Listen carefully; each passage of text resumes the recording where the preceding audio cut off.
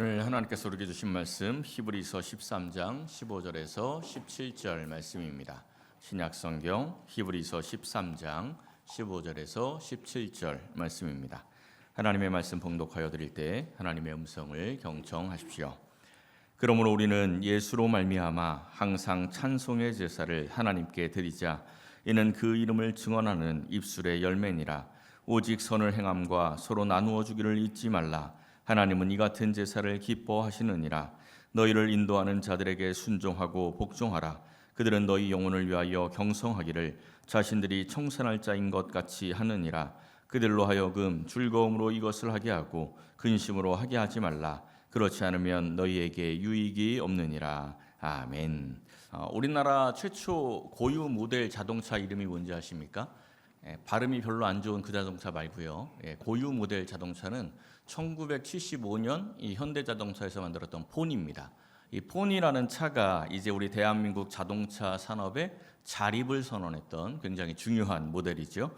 작년 여름에 이 현대자동차에서 폰이와 함께한 시간 이런 주제로 해서 공모전을 열었습니다. 한국 자동차에 대한 어떤 기념을 하고 싶었던 거죠. 당시에 기사를 봤더니 3,600건 응모가 있었대요. 대부분 이제 가족들과 함께 포니 자동차랑 함께 사진을 찍었던 그러한 사진들이 계속 제출을 했죠. 근데 그 가운데 조금 의미 있는 사진을 하나 보았습니다. 2002년에 아시안 게임에서 은메달을 땄던 이 복싱 은메달을 땄던 최기수 씨가 자기가 고등학생 시절에 이 전국체전에서 금메달을 따고 학교에서 이 포니 자동차로 자기를 카퍼레이드했던 그 사진을 이제 흑백 사진을 제출을 했습니다. 굉장히 좀 의미가 있지요. 그런 사진이 대상을 탈 줄 알았는데 이 대상이 아이오닉 5 좀 좋은 차예요. 대상을 탈 줄 알았는데 아주 의외로 평범한 사진이 대상을 탔습니다. 어떤 사진이었냐면 이 사진이 대상을 탔어요. 평범하죠. 그냥 애가 포니 자동차랑 사진 찍고 있는 겁니다. 더군다나 이 차는 아파차도 아닙니다.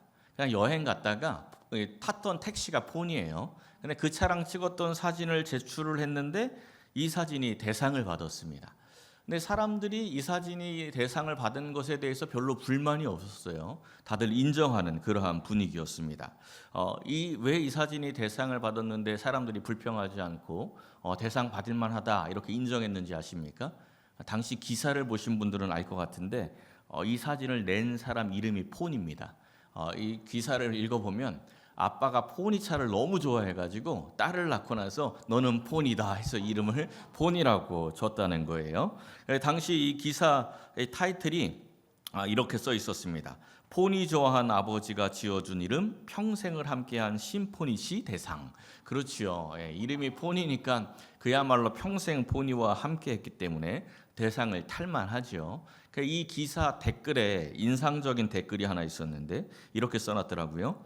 포니 사진전에 이름이 포니인 사람이 사진 내는데 이걸 오케이 이김? 이렇게 써놨더라고요. 그렇죠. 이걸 오케이 이기겠습니까?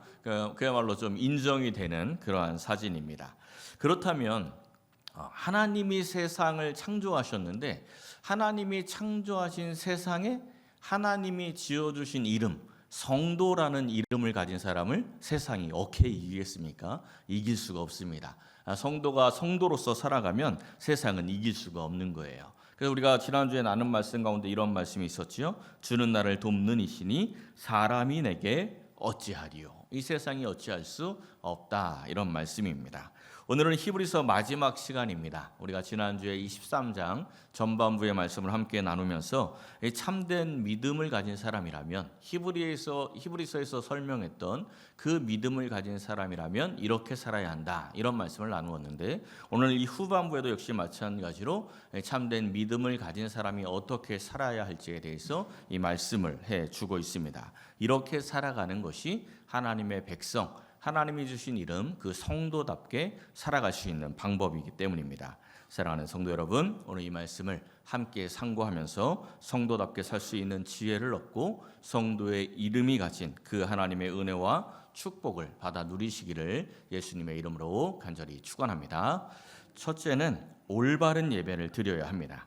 이 성도가 성도답게 살기 위한 가장 기본이 뭐냐면 하나님께서 기뻐하시는 올바른 예배를 드리는 겁니다. 이 가장 기본이에요. 가장 중요한 것입니다. 이 아담과 하와가 죄를 범하고 나서 에덴 동산에서 쫓겨나죠. 쫓겨나고 나서 제일 첫 번째 벌어졌던 일이 무슨 일입니까?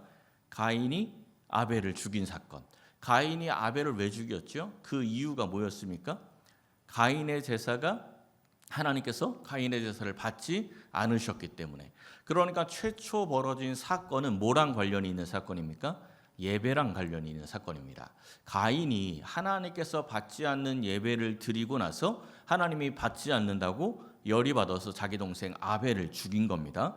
그러니까 이 잘못된 예배를 드리면 이런 일이 벌어지는 거죠. 이 성도가 올바른 예배, 하나님이 받으시는 예배를 드리는 게 그래서 중요한 겁니다. 그럼 어떻게 드릴 수 있어요? 10절과 11절을 보면요, 속죄제에 대한 말씀이 나옵니다. 이 구약시대의 속죄 제사를 드릴 때 그 짐승의 피는 제단에다 뿌리고 그 짐승의 몸, 그 짐승의 육체는 성문 밖으로 나가서 태웠다, 이런 이야기입니다. 다른 제사들은 제사를 드리고 나면 그 제물의 고기를 먹었습니다. 제물의 고기를 나누어 먹었는데 이 속죄의 제사는 제물의 고기를 안 먹어요. 다 태워버린다는 겁니다. 그 이유가 뭐냐면 이 속죄의 제사를 드릴 때 제물에게 자기의 죄를 다 전가합니다. 그 죄를 다 전가한 다음에 생명은 제단에다 드리는 것이고 그 죄를 상징하는 그 몸은 성문 밖으로 가지고 나서 다 태워버림으로써 그 죄가 완전히 소멸됨을 상징적으로 보여주는 겁니다. 근데 이 히브리서의 말씀을 보면은 이 속죄의 제사를 예수님의 십자가와 연결을 해서 말씀을 해요. 이 제물로 쓰인 짐승의 그 몸을 성문 밖으로 나가서 불살랐던 것처럼 우리 예수님께서 우리의 죄를 다 짊어지고 성문 밖에 나가서 고난을 받으셨다라는 이야기입니다. 이 구약 시대의 이 속죄 제사에 참여할 때 속죄함을 받았습니다. 지금 이 시대 우리는 예수님의 십자가의 제사에 참여할 때 속죄함을 받는 거예요. 그럼 예수님의 십자가의 제사에 우리가 어떻게 참여합니까? 그 참여할 수 있는 방법이 13절에 보면 나옵니다. 그런즉 하고 나오죠. 우리도 예수님의 치욕을 함께 짊어지고 영문 밖에 있는 예수님께 나아가는 겁니다. 영문 밖, 이 성문 밖이죠. 이 성문 밖에 있는 예수님을 향해 나아가는 것이 우리가 예배에 참여하는 방법이라는 겁니다. 근데 이 성문 밖에 있는 예수님을 향해 나아간다, 이게 굉장히 중요한 의미가 있습니다. 창세기에서 금방 이 가인이 잘못된 제사를 드리고 아벨을 죽였다고 했죠. 그래서 하나님께 징계를 받습니다. 징계를 받고 가인이 하나님을 떠나요. 하나님 앞에서 떠납니다. 하나님 앞에서 떠난 인간이 제일 먼저 했던 일이 뭡니까? 창세기 4장에 보면 그 말씀이 나오는데 가인이 여호와 앞을 떠나서 하고 제일 먼저 나오는 말이 뭐예요? 가인이 성을 쌓았다. 그러니까 이 세상의 도성은 죄에서 출발한 겁니다. 하나님을 떠난 사람이 하나님을 떠나서 제일 먼저 했던 일이 죄의 도성을 쌓는 거예요. 그러니까 창세기의 시작은 죄를 지은 사람들이 자기의 성을 쌓는 것으로 이야기가 시작이 되는 겁니다. 그 성경의 마지막은요, 요한계시록이지 않습니까? 요한계시록에 보면 자꾸 반복해서 나오는 말이 어떤 말이냐면 큰 성 바벨론에서 떠나라, 이런 말씀이 나옵니다. 바벨론은 제국이지 않습니까? 근데 그 바벨론, 이 세상을 상징하는 바벨론을 큰 성, 이렇게 이야기를 해요. 사람들이 죄로 말미암아 지은 그 성에서 떠나야 심판에서 벗어나고 하나님의 은혜 안으로 들어올 수 있다는 그러한 말씀입니다. 그러니까 성도는 이 세상의 성을 떠나 성문 밖에 있는 예수님을 향해서 나아가는 사람들이 성도가 되는 거예요. 그 예수님을 향해 가는 것이 참된 예배가 되는 것이죠. 우리 지난주에 세상을 추구하는 것이 아니라 예수님을 추구해야 한다, 예수님을 목적으로 해야 한다, 이것이 참된 믿음이다, 이런 말씀을 나누었는데 참된 예배도 마찬가지입니다. 세상을 추구하는 것이 아니라 예수님을 추구하는 예배가 참된 예배가 되는 거예요. 그럼 어떻게 우리가 예수님을 추구하는 예배를 드릴 수가 있겠습니까? 오늘 이 본문의 흐름을 다시 한번 보세요. 그런즉 우리도 하면서 영문 밖으로 우리가 나아가세요. 영문 밖으로 예수님께 나아가자. 왜? 이유가 14절에 나오죠. 여기에는 영구한 도성이 없다. 이 세상에는 우리가 살 영원한 도성이 없습니다. 뭐만 있습니까? 가인이 지은 죄의 도성만 있는 거예요. 그러니까 이 죄의 도성에서 벗어나서 예수님께 나아가자 이런 말씀입니다. 그리고 15절에 그러므로 우리는 예수로 말미암아 항상 찬송의 제사를 하나님께 드리자. 여기서 이 중요한 말씀이 나오죠. 누구로 말미암아? 예수로 말미암아. 그러니까 예수로 말미암아 찬송하고 예수로 말미암아 감사하는 예배가 참된 예배가 되는 겁니다. 그런데 우리가 예수로 말미암아 감사가 있습니까? 구원받은 감사가 있습니까? 사실 알기는 아는데 정말 구원받은 감사가 우리에게 별로 없습니다. 아주 약해요. 그럼 뭘 감사합니까? 우리 성도의 내면, 우리의 내면을 깊숙이 들여다보면 구원받은 은혜에 대한 감사는 거의 없는 거예요. 어떤 생각이 있냐면 내가 예수님 믿어주니까 하나님이 나를 구원해야 하는 건 당연한 거고 내가 기도할 때마다 하나님이 탁탁 들어주면 그거는 좀 감사하겠다. 이런 마음이 우리 안에 있는 거예요. 그러니까 예수님이 나를 구원해 주셨다. 이 감사는 거의 없죠. 그냥 뭔가 이루어줘야, 뭔가 하나님이 나한테 줘야 감사한다. 이런 이야기입니다. 근데 이러한 예배는 하나님이 받지 않으신다는 겁니다. 예수로 말미암은 감사가 참된 예배이기 때문이죠. 하나님께서 가인의 제사를 받지 않으셨습니다. 그 제사, 가인이 드린 그 제사가 성경 전체에 나오는 첫 번째 제사입니다. 이 인간이 드린 첫 번째 예배를 하나님이 받지 않으셨어요. 그 이유가 무엇인지 한번 보십시오. 창세기 4장에 보면 가인과 그의 제물은 받지 않았다라고 말씀이 나오는데 그 앞에 가인을 소개하죠. 가인은 농사하는 자다. 이 농사하는 자, 이게 히브리어로 아밧 아다마인데 아밧 아다마의 뜻을 그대로 직역을 하면 땅을 섬기는 자 이런 뜻입니다. 그러니까 가인이 하나님을 섬기는 제사를 드리고 있는데 하나님을 섬기는 제사를 드리고 있는데 가인의 실상은 누구를 섬기고 있다는 겁니까? 땅을 섬기고 있다 이런 말씀입니다. 좀 더 쉽게 표현하면 지금 하나님께 드리는 이 예배의 목적이 어디 있냐면 땅에 있다는 겁니다. 땅에서 농사 잘 지으려고 하나님께 예배 드리고 있다는 거죠. 그러니까 지금 우리가 예배를 드리는데 우리의 목적이 예수로 말미암아가 아니고 그냥 이 세상에서 잘 먹고 잘 살고 형통하고 하나님께 축복받으려고 제사를 드리고 있다면 우리도 아바드 아다마가 되는 겁니다. 땅을 섬기는 자. 그 예배 하나님이 받지 않으신다는 겁니다. 빌립보서 3장에 있는 말씀을 한번 보세요. 사도 바울이 이미 여러 번 말했다라고 말하면서 눈물을 흘리며 다시 말한다고 굉장히 강조하면서 말씀을 하죠. 여러 사람들이 그리스도의 십자가의 원수로 행한대요. 여기서 이야기하는 여러 사람들은 예수 믿는 사람들을 이야기하는 거예요. 교회 다니는 사람들에게 지금 사도 바울이 말하는 겁니다. 예수 믿는 사람들이 그리스도의 십자가의 원수로 행한다는 겁니다. 그 십자가의 원수들의 특징이 무엇입니까? 그들의 마침은 멸망이고 그들의 신은 배이고 땅의 일을 생각하는 자. 그들의 신이 배래요, 배. 그러니까 하나님을 믿고 예수님을 믿는다고 교회를 다니고 있는데 실상 그들이 섬기고 있는 신은 내 배를 채워줄 존재라는 겁니다. 내 욕심, 내 탐욕을 채워주는 그러한 것들을 섬기고 있다. 이러한 사람들은요, 주와 함께 영문 밖으로 나가는 신앙이 아니고 영문 안에 있는 세상의 것들을 추구하는 그러한 인생이 되는 겁니다. 큰 성 바벨론에서 떠나라고 말씀하셨는데 큰 성 바벨론을 향해 들어가는 사람, 롯의 아내처럼 멸망해버리고 있는 소돔성을 뒤돌아보는 그러한 인생이 된다는 겁니다. 사랑하는 성도 여러분, 우리의 시선을 예수님께 향하는, 땅이 목적이 아니라 하나님이 목적이 되고 예수님이 목적이 되는 올바른 예배를 통하여서 주와 함께 영문 밖으로 나가는 복된 인생들이 되시기를 예수님의 이름으로 간절히 축원합니다. 두 번째는 선을 행하고 나누며 살아야 합니다. 본문 16절을 보니까 선을 행함과 서로 나누어 주기를 잊지 말라 이렇게 말씀하고는 뭐라고 이야기해요? 하나님은 이 같은 제사를 기뻐하시느니라. 그러니까 우리 성도들이 선을 행하고 나누는 게 뭐라는 거죠?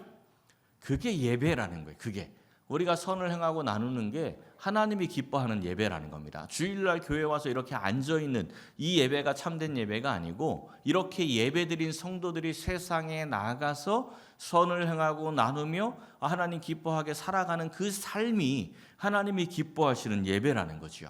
이사야 선지자가요, 이 활동했던 시기가 북이스라엘이 아수르에 의해서 멸망하기 직전입니다. 이제 활동하고 조금 있으면 멸망해요. 그리고 남유다도 이제 막 흔들흔들 하면서 얼마 지나지 않으면 멸망해야 할 멸망 직전의 시기였어요. 그때 하나님께서 이사야 선지자를 통해서 주신 말씀을 한번 보십시오.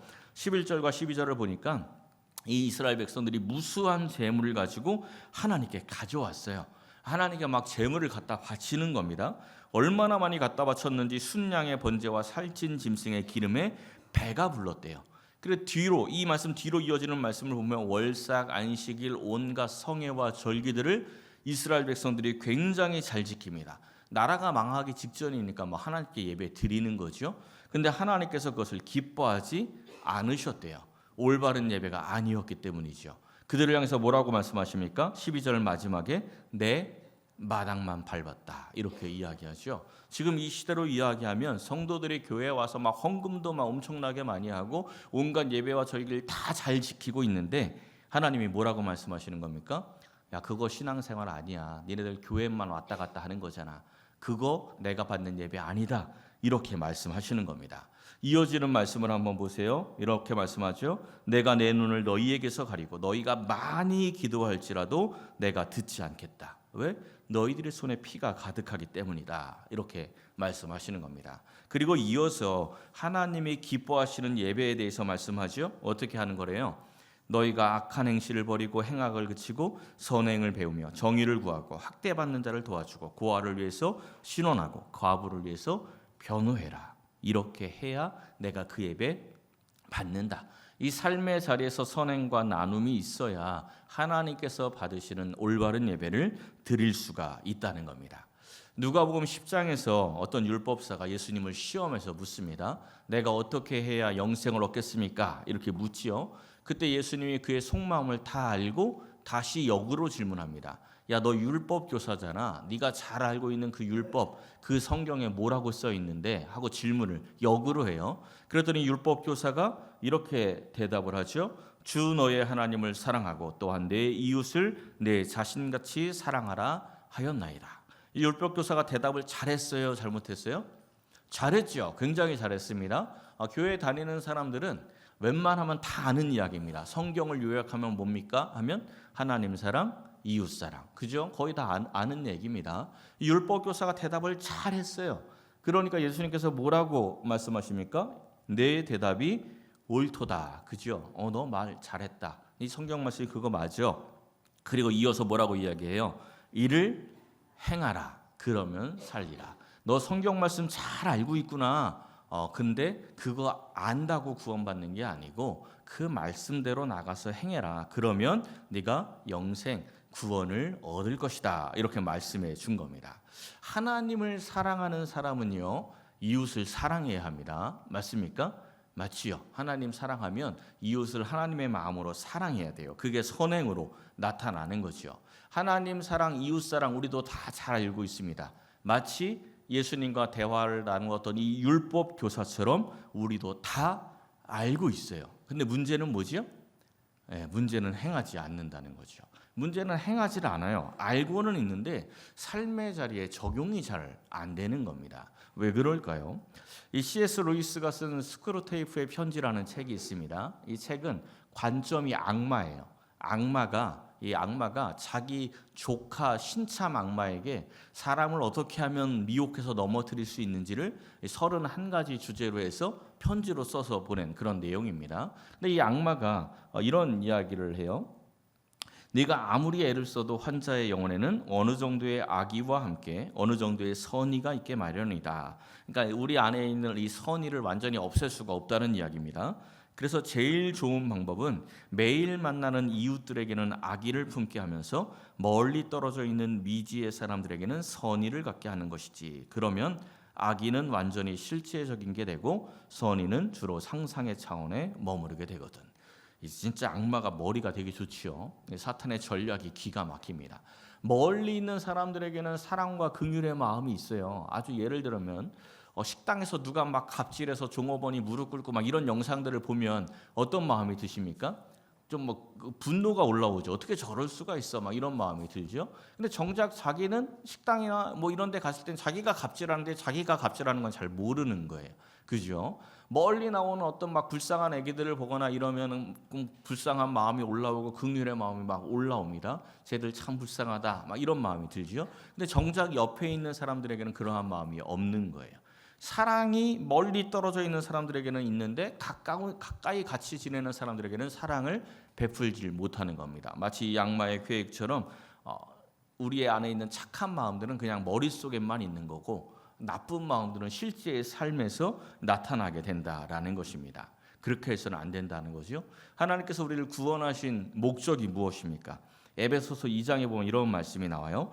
우리가 은혜로 말미암아 믿음으로 말미암아 구원을 받았어요. 구원은 하나님의 선물이지 행위에서 난 것이 아니다라고 9절에서 말씀하죠. 근데 구원하신 이유가 뭐래요? 10절에 보면 그리스도 예수 안에서 선한 일을 위하여 지으심을 받았다.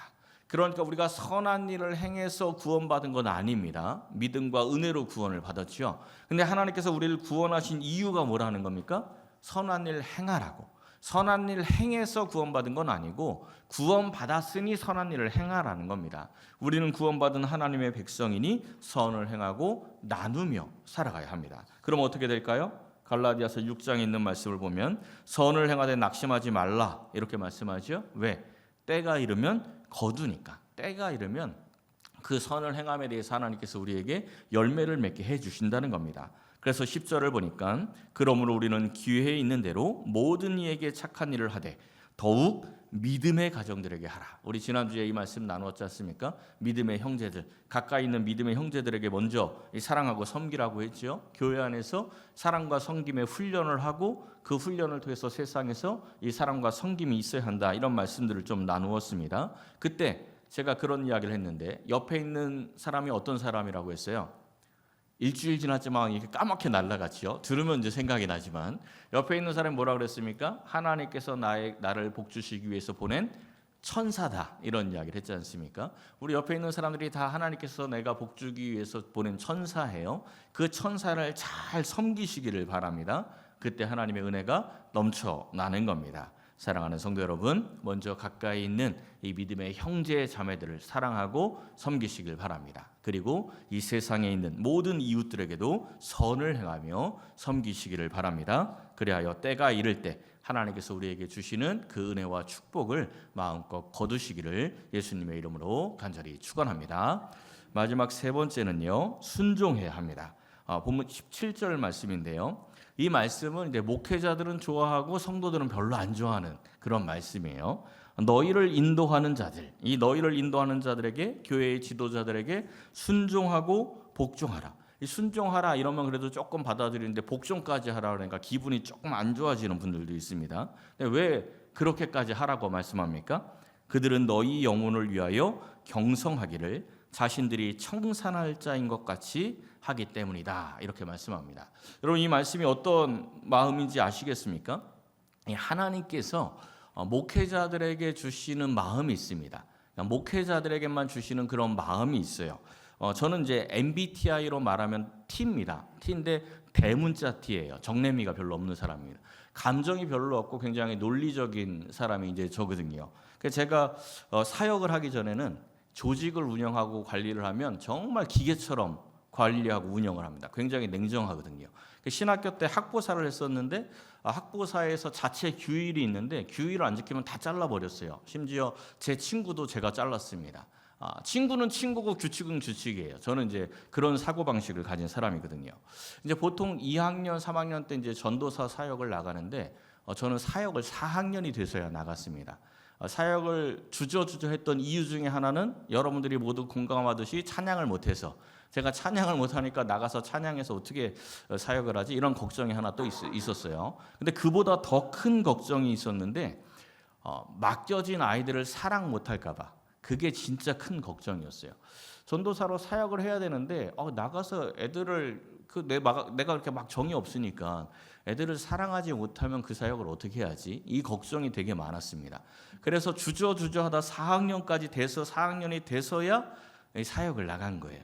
근데 아주 놀라운 경험을 했습니다. 사역을 딱 시작을 했는데 첫 주부터 애들이 너무 사랑스러워요. 저는 스스로 도저히 이해할 수 없을 정도로 너무 사랑스러운 거예요. 애들이 너무 사랑스러워서 애들만 보면 막 힘이 솟구치는 그런 경험을 했습니다. 굉장히 이상한 경험이었어요. 예전 CF에 그 아빠 힘내세요 우리가 있잖아요. 뭐 이런 노래 나왔던 CF 있죠. 어떤 사람이 그 CF 밑에다 그렇게 댓글을 써놨더라고요. 야, 니들 때문에 아빠 힘들어. 이렇게 써놨더라고요. 맞지요? 아빠는 애들 때문에 힘든 거예요. 애들 먹여 살리느라고 힘들어요. 그죠? 근데 왜 아빠가 애들 보고 힘을 냅니까? 그런 노래 부르면 막 아빠들이 힘이 나잖아요. 이유는 뭐예요? 사랑하니까. 사랑하니까 힘이 나는 겁니다. 그러니까 저는 제 스스로의 성품을 아니까 내가 이 아이들을 사랑하는 게 내 마음으로 하는 게 아니라는 것을 저는 분명히 알고 있었습니다. 내 성격이나 성품 그렇지 않거든요. 근데 그렇게 사랑스러운 거예요. 하나님이 주시는 마음이죠. 지금도 마찬가지입니다. 제가 표현은 별로 안 하지만 하나님께서 맡겨주신 성도들을 향하는 그 마음은 여기 본문에 있는 말씀처럼 그야말로 이 성도들의 영혼을 위하여 경성하기를 제가 청산해야 할 것처럼 여러분들을 위해서 사랑하는 그 마음이 항상 있다는 거예요. 성도들이 시험하고 시험 들고 실족에 들면 원래 제 성품은 잘라 이거거든요.